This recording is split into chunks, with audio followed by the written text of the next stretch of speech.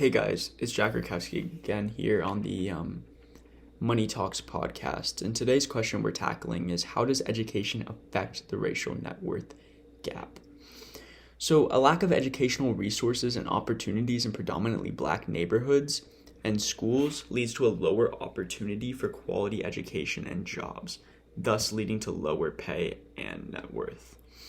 So let's turn to our heads to a study done by Darling and Hammond of the Brookings Review, that when comparing a black school or predominantly black school to a predominantly white school, the predominantly white school had better testing scores. Lawmakers and government officials, when asked about this and asked if they would increase funds, they credit it to the kids just not naturally being as smart. However, when given grants to the black schools, and investing those grants in better teachers, training, and resources, similar to the white schools, they produce similar test scores, if not better. So that right there shows that with a increase in funding and an increase in resources and better teaching and training, that these predominantly black schools can produce just as good as the white schools.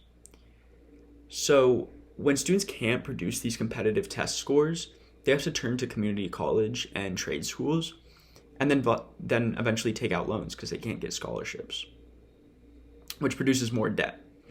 A degree of lesser value is also produced, and which equates to smaller pay. So that right there is a smaller income, which means that you're having to not as much money to pay off your debts, and decreasing your net worth even smaller. And then it also equates to a lower self-happiness. And then this shows a direct effect of education and net worth gap. By strengthening the education in black schools, we can shrink the gap between African Americans and white net worth in America. So I hope that you learned something from today's podcast, and thank you for tuning in to the Money Talks podcast. And I would like for you guys to subscribe and like, and I'll see you on the next episode. Thank you.